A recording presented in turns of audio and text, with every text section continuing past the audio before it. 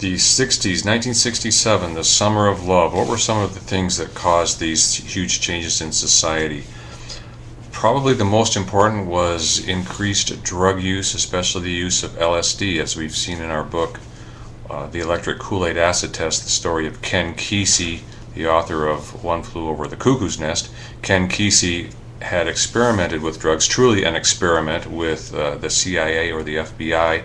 He was involved in certain experiments with the CIA, I believe, in as early as 1959. So Ken Kesey was one of the first people to ever do LSD in the United States, and he was able to get large amounts of it illegally, I believe, and wanted to spread the word, and took his bus across the United States with his merry pranksters and put on acid tests, and really started this whole drug culture revolution in the United States, which all led up to 1967, again, the Summer of Love, and the release of certain very important music, which we'll talk about in a minute. So we've got drugs pervading this society, especially psychedelic drugs such as LSD.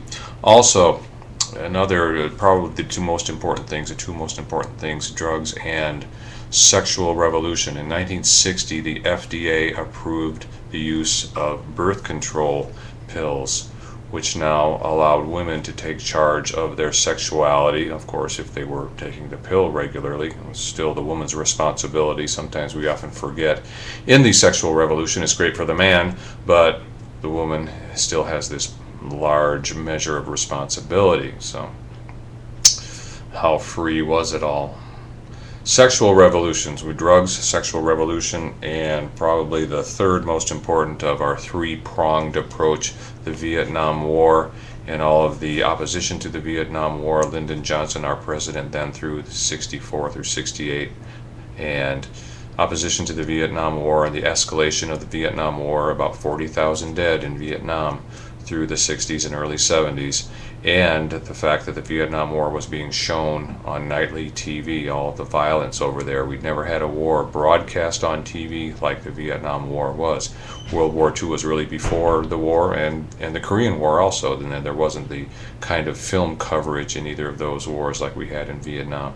So the Vietnam War, we're seeing the violence on TV, sexual revolution with the pill and the new freedom of sex before marriage, and the use of drugs, especially psychedelic drugs. All the old taboos were going away.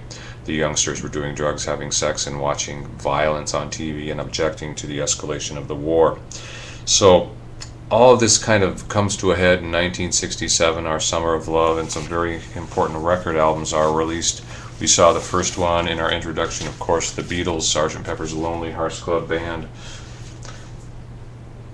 Again, a very psychedelic record cover with the Beatles dressed as another kind of band. They've created their own band image, probably the most important rock album ever made. Beatles, Sgt. Pepper's Lonely Hearts Club Band. And the Beatles just kept getting bigger and better and greater and greater. They followed this album up with the White Album. If you need some recommendations, get them on CD. Get Rubber Soul, Revolver, then Sgt. Pepper, then the White Album. What a great group of albums, what great songwriters. Some other albums that came out in 1967, one of my favorites, Jimi Hendrix. Let me turn it right side up. Again, very psychedelic cover, Jimi Hendrix Experience. Jimi Hendrix couldn't do much in the United States. He was playing around New York City, was finally discovered by one of the members of the old group, The Animals, who had the big hit with House of the Rising Sun, and we saw some of their videos last week, and was discovered by the bass player, I think he was the bass player, for The Animals, and Chaz Chandler. Chaz Chandler brought Jimi over to England and formed a band around him, and he just exploded again. 1967, his first album with Purple Haze and Foxy Lady, which are not the best songs on the album. Manic Depression, Hey Joe, Love or Confusion, May This Be Love. Great stuff. We're going to see if we can have a video for Love or Confusion, one of his most groundbreaking tracks, but just a genius not only of guitar playing, but also of singing and songwriting. A very, very visionary person who just came out of nowhere and could just do it all. Singer, songwriter, musician, really changed the way we think about electric guitar and the way the electric guitar was played. If you ever think about this, please compare some Jimi Hendrix Love or Confusion off of this album with some of the early Beach Boys stuff. and you'll really see the complete change in the way the guitar was played. Really parallels the complete change in society from the early 60s to 1967. As we move along, another English group who was battling the Beatles step by step, the Rolling Stones. It's got the wiggle picture. I don't know if we can see the images changing. Look at the images of their faces as I move it and change it. Their faces should move, the little wiggle picture concept. Of course, this is not a very good wiggle picture and is slightly worn out. There we have Mick in the middle as the sorcerer. Satanic Majesty's Request. There, the hit off of this was She's a Rainbow. Comes in colors in the air. She combs her hair. She's a rainbow. Again, very psychedelic interior shot. We've got a maze happening over here. Rolling Stones, 1967. Not a very well received album. They were kind of battling the Beatles image, and that was not a well received album. They came out later in 68 with Beggar's Banquet that included Sympathy for the Devil and Street Fightin' Man, which was really a great album, but this was not well received, Satanic Majesty's Request.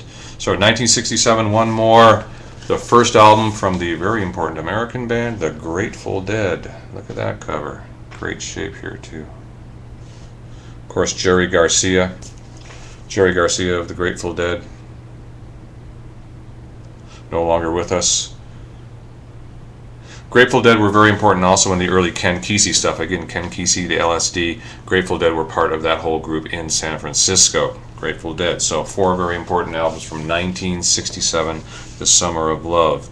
So, again, what we're really talking about here is this complete sea change, complete change in society, complete change in youth culture, the biggest change ever in pop culture, really started by the Beatles in 1964, then kicked into high gear with the drug use of Ken Kesey and the LSD, and the sexual revolution and the Vietnam War, and then this idea of psychedelia, and the Beatles really leading the revolution. The Beatles were experimenting with drugs at the time, then creating this incredible music with the help of their great producer, George Martin.